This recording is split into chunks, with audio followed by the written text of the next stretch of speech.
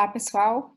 Hoje vamos dar início ao nosso seminário 2, o seminário que vai falar sobre uma técnica muito importante em biologia molecular, talvez a técnica mais utilizada, que é a técnica de PCR. Então, a gente vai abordar essa técnica, dando alguns detalhes, alguma ênfase sobre uma derivação da PCR, que é a qPCR, a PCR quantitativa, que está sendo utilizada como padrão ouro para a identificação do SARS-CoV-2, que é o vírus causador da Covid-19. Então, eu vou, na primeira parte desse seminário, explicar para vocês o princípio da PCR, como ela é utilizada e como a qPCR se diferencia, né, da PCR comum. E no final do seminário, a gente foi até o laboratório, eu e a Paula, minha aluna, e gravamos um vídeo dela executando uma PCR na bancada, para vocês terem uma ideia dos equipamentos e dos procedimentos que são realizados. A técnica de PCR, ela foi desenvolvida em 1983 por um pesquisador chamado Kary Mullis, e essa técnica rendeu a ele o Prêmio Nobel em 1993. E até hoje é extremamente utilizada.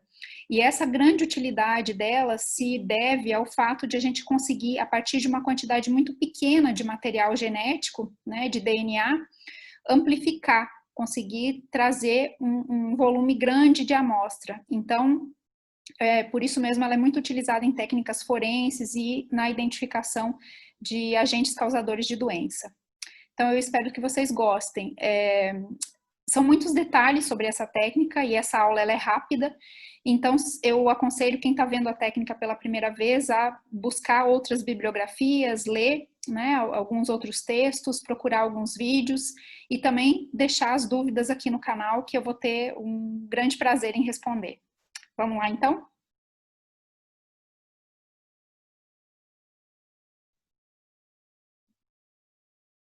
Bom, então, como eu falei para vocês, né, a qPCR é considerada o padrão ouro para a identificação do vírus SARS-CoV-2, que é o agente causador da Covid-19, de acordo com a Organização Mundial de Saúde. Por que essa técnica é considerada o padrão ouro? O padrão ouro significa aquela técnica que é capaz de identificar um agente com grande precisão. Então, ela é considerada, e ela é uma técnica, né, de alta precisão, porque a partir de um volume, de uma quantidade muito pequena de amostra, eu consigo ter uma grande acurácia no resultado. E isso permite que a doença seja identificada nos estágios iniciais, enquanto que a sorologia, que é a outra metodologia que está sendo utilizada, né, também para identificar a doença, ela já vai trazer resultados precisos só nos estágios finais da doença. Bom, então, como eu falei também, a PCR ela não é só utilizada para identificação de agente infeccioso de doenças, ela tem muitas aplicações, muito mais do que até essas que eu coloquei aqui. Então, um seminário que eu ministrei, que está disponível aqui no canal, está falando de alguns projetos de pesquisa e da importância das técnicas de sequenciamento, da importância da gente conhecer o genoma, né, dos organismos vivos, né, de micro-organismos, para estudos, né, estudos de genes, uma série de desdobramentos.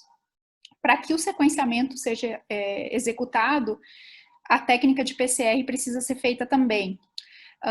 Outra aplicação muito grande, muito falada da PCR é em práticas forenses. Então, quando eu tenho num local de crime, por exemplo, um fio de cabelo, fragmentos de pele, esperma, então pouco material genético, né, ou pouco material de evidência para investigação, eu consigo, através da técnica de amplificação do material genético, uma grande precisão na identificação de quem é, por exemplo, o culpado de um crime. Então, também muito usado em práticas forenses. E no que a gente vai abordar hoje aqui, né, nesse aspecto que é o diagnóstico de doenças infecciosas. Então, quando a gente tem uma doença, muitas vezes, e principalmente no estágio inicial dessa doença, a quantidade do agente infeccioso no material biológico é muito pequena. Então, existe uma importância muito grande da gente conseguir detectar esse material com precisão para ter uma identificação segura, né, do agente causador. E a PCR fornece essa acurácia. Então, o que é PCR, né? PCR, traduzindo ao pé da letra, né, é uma reação em cadeia da polimerase. Polimerase é a enzima que vai adicionar bases nucleotídicas numa fita de DNA. No caso da identificação de um agente causador de doença, ele vai ser o DNA molde, né? É o DNA desse agente causador da doença que eu quero amplificar. Então, a gente vai escolher regiões específicas do material genético do organismo e vai fazer várias cópias dessa região. A reação de amplificação, utilizando essa enzima chamada polimerase, isso acontece em vivo, em toda a célula. E toda vez que uma célula duplica, né, toda vez que a gente tem a lesão de um tecido, por exemplo, e novas células vão ser formadas para recuperar esse tecido, a gente está tendo replicação do material genético. Então, isso acontece naturalmente, né? Como isso acontece? Então, existem basicamente 3 etapas para essa replicação. Seria a desnaturação da fita do DNA, o anelamento dos primers e a amplificação do material genético. Então, todo mundo sabe que o material genético, o DNA, é uma fita dupla, né? A desnaturação consiste na abertura dessa fita dupla em 2 fitas simples, que é o que a gente está vendo aqui. Então, eu tenho uma fita aqui no sentido 3 linha, 5 linha, e outra no sentido 5 linha, 3 linha. Então, aqui elas estão abertas, né, desnaturadas. Isso é conseguido por meio do aumento da temperatura.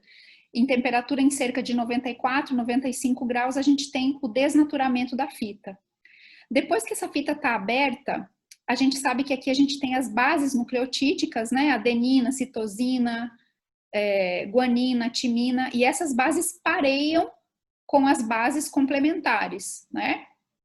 Então, quimicamente, elas estão procurando uma outra base que seja complementar. E usando essa propriedade química, né, a gente constrói primers, que são regiões que vão sinalizar o local aonde que a DNA polimerase vai iniciar o processo de adição de novas bases para copiar o material genético. Então, a partir de uma fita dupla de DNA, eu consigo fazer 2 fitas duplas, que é o que acontece no nosso organismo. Então, a função desse primer aqui que eu estou falando para vocês, ou iniciador, é sinalizar aonde que a DNA polimerase deve iniciar o processo de amplificação, de adição de novas bases e formação de uma nova fita de DNA. No nosso organismo existem primers que naturalmente vão encontrar seus locais de complementaridade e vão indicar, né, para o organismo aonde que, para DNA polimerase especificamente, aonde que esse processo de amplificação deve iniciar. No laboratório, dentro de um tubinho, a gente tem que dar esse iniciador, né? Então, à medida que esse iniciador, que é formado por bases que se complementam, como a gente está vendo na amplificação da imagem aqui, a DNA polimerase usa esse local aqui como um sinal de que ela deve iniciar a síntese. E aí a gente vai ter uma síntese nessa direção, 5 linha, 3 linha, e nessa direção, 5 linha, 3 linha, fazendo a partir de 2 fitas simples, 2 fitas duplas.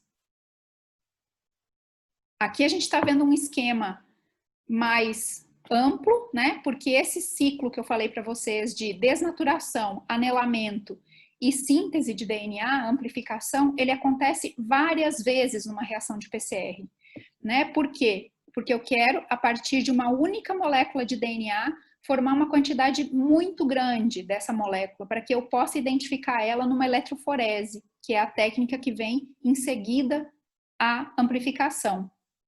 Então, a gente vai ter aqui, né, uma fita inicial, né, de DNA, como a gente está vendo. Essa fita vai sofrer a primeira reação, que é a desnaturação, então eu vou ter 2 fitas simples. Em seguida, eu vou ter o anelamento dos primers e depois a síntese do DNA. A partir do primer, a DNA polimerase reconhece o local e vai acrescentando novas bases e fazendo uma nova fita dupla. Essa fita dupla recém-sintetizada, ela vai entrar num segundo ciclo. Então, de novo, a temperatura vem para 94 graus, a fita dupla abre, o primer se liga novamente, a temperatura de ligação do primer vai depender da característica dele, né, do tamanho, mas em torno de 40 a 60 graus. Então, nessa temperatura, os primers anelam.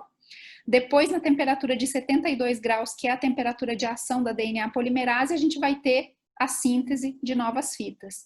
E aí, sucessivamente, a gente vai alternando temperaturas de 94 graus, a temperatura de anelamento do primer, entre 40 e 70, e de novo 72, que é a temperatura da DNA polimerase. E alternando esses ciclos, a gente vai amplificando a nossa região de interesse no DNA. Existe um aparelho, uma máquina que comanda, né, esses ciclos de temperatura, que é o termociclador. Então, a gente vai preparar a nossa reação química dentro de um tubinho pequenininho, igual esse que eu estou mostrando para vocês aqui à direita do slide, né? Então, os volumes são muito pequenos numa reação de PCR. Todos os reagentes são diluídos em água, então a gente não enxerga nada dentro do tubinho, é transparente, né?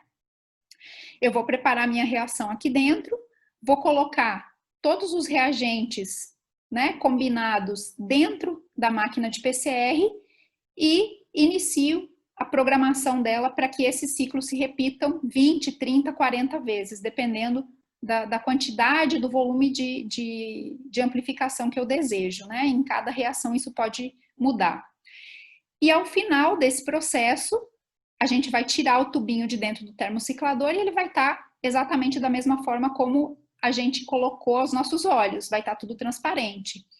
Como que a gente vai saber se houve amplificação, se aquele material genético que a gente está buscando estava no nosso DNA molde, né? Que seria, no nosso caso aqui, seria o DNA coletado da amostra do paciente. Então, para fazer uma reação de qPCR, se utiliza o material da orofaringe do paciente, né? Então, ele é coletado com um swab, que é um cotonete grande, né?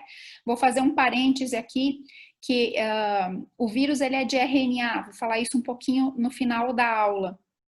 O RNA, ele é uma molécula muito instável, então tem que existir um cuidado na coleta da amostra. A amostra tem que ser coletada e tem que ser processada, né, levada ao laboratório em até 24 horas, para que esse RNA não degrade. E outro cuidado que é importante é na hora da coleta da amostra também.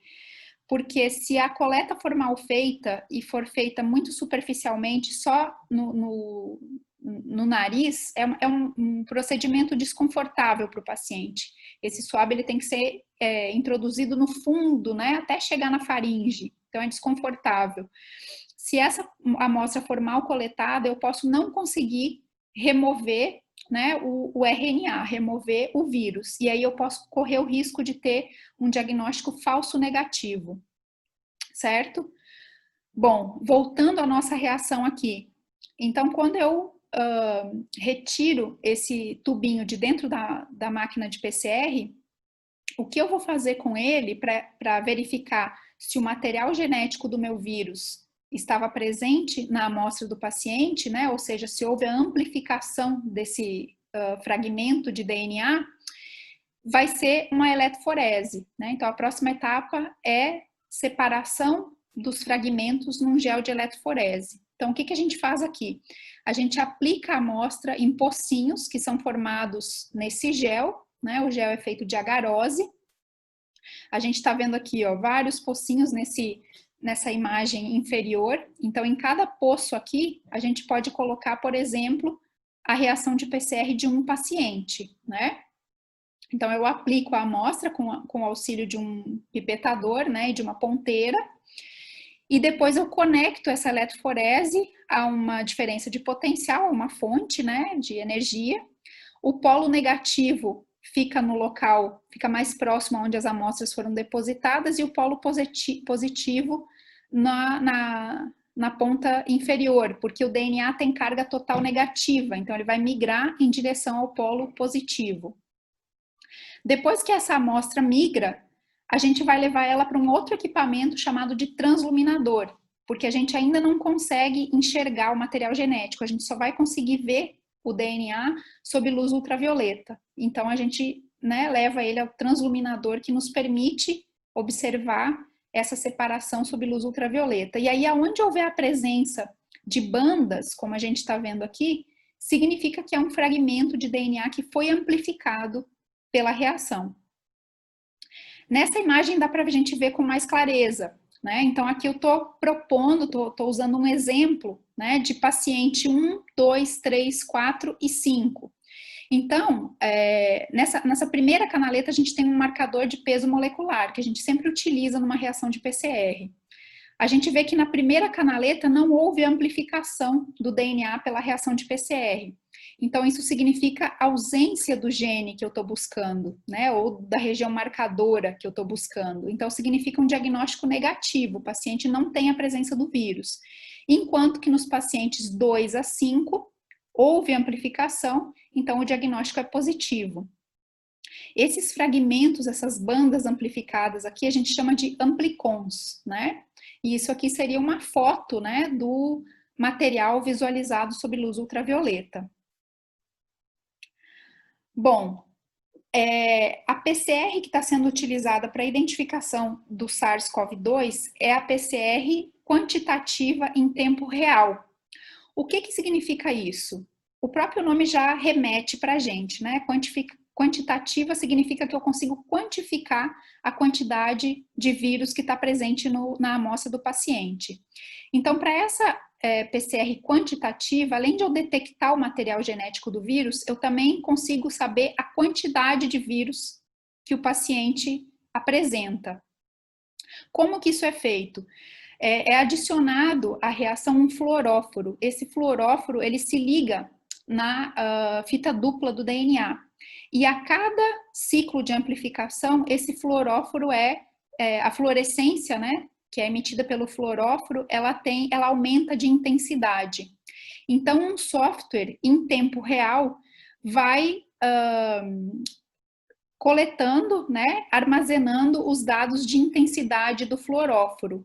Aqui eu trouxe uma imagem para a gente ver um exemplo, né, desse aumento da fluorescência em tempo real, que o software de um aparelho de qPCR armazena, né.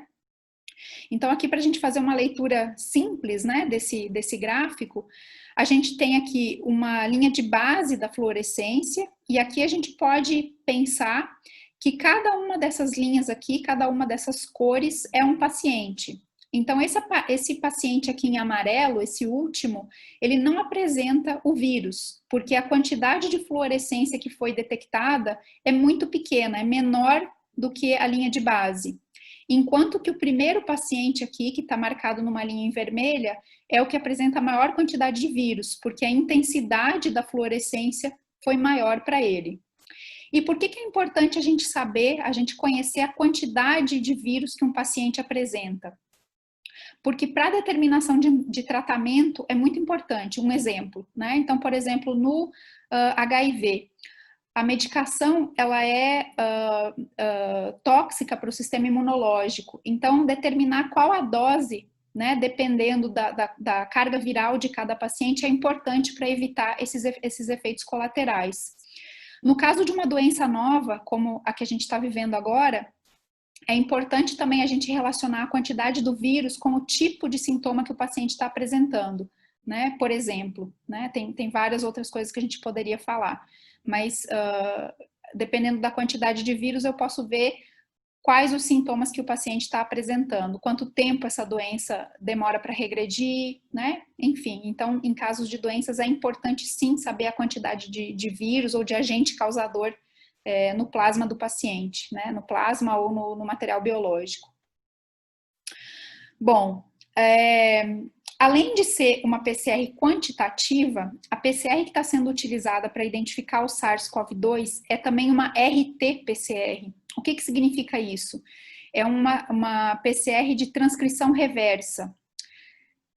Por que é uma PCR de transcrição reversa e o que isso significa? Transcrição reversa significa que eu vou transformar um RNA num DNA. né? Porque normalmente a leitura do material genético ela vai de DNA para RNA, que é o que acontece no nosso organismo, por exemplo, né? Mas os vírus nem sempre eles têm material genético de DNA. Também tem vírus que são constituídos de material genético de RNA, que é o caso do SARS-CoV-2. Então, eu não consigo fazer a PCR a partir do material genético do vírus diretamente. Eu preciso de uma outra reação química aí, né, que é a transformação do RNA em DNA, para que aí sim esse DNA seja o material de base para fazer a amplificação do material genético pela técnica de PCR, tá? Então, aqui nesse último slide aqui, a gente tem uma representação do SARS-CoV-2, né? O material genético dele aqui é RNA.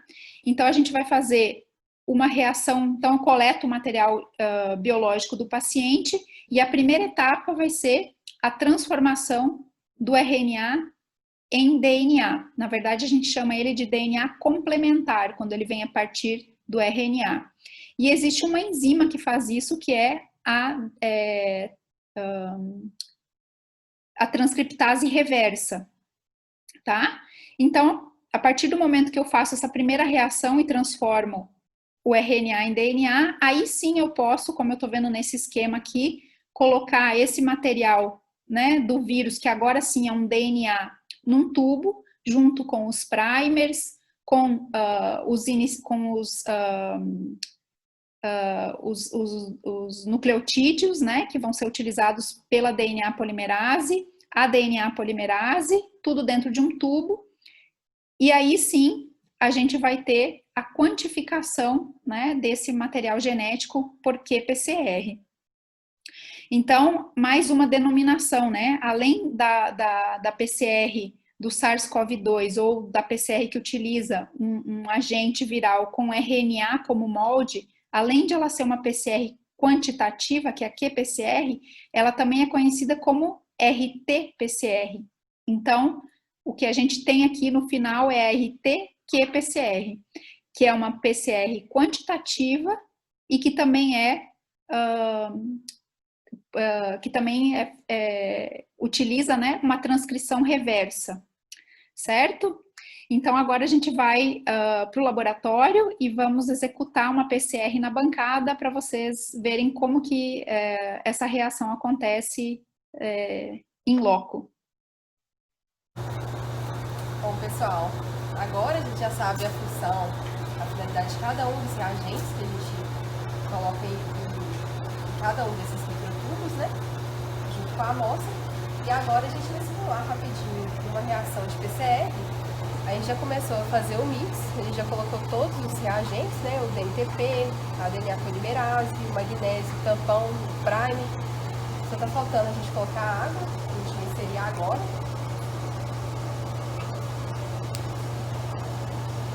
Depois que a gente insere a água, a gente homogeniza, né? Com o auxílio do pipetador, o nosso mix de reação. Depois, então, transfere para cada um desses microtubos, que já contém a nossa amostra clínica. É importante lembrar que a reação de PCR ela deve acontecer dentro de capela de fluxo laminar, mas como estamos fazendo apenas uma demonstração, a gente está fazendo essa reação na bancada mesmo.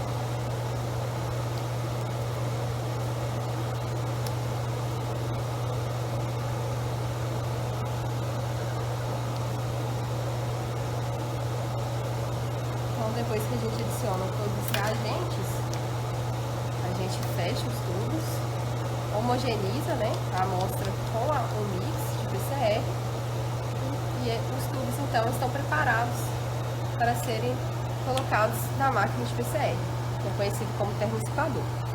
Se a gente tiver muitas amostras para serem testadas, a gente tem a opção de utilizar uma placa de 96 postos, como essa daqui, que ela permite então a gente fazer até 96 reações de PCR, que ela contém 96 tubos de PCR iguais a esse daqui, né? Que a gente fez a reação agora.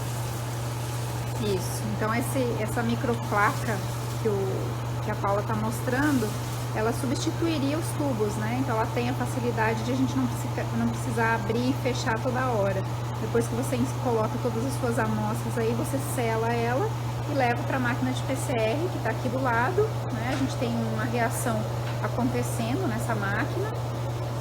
Então a gente pode ver aqui que no visor ela está mostrando para a gente as temperaturas e em qual ciclo a reação está nesse momento.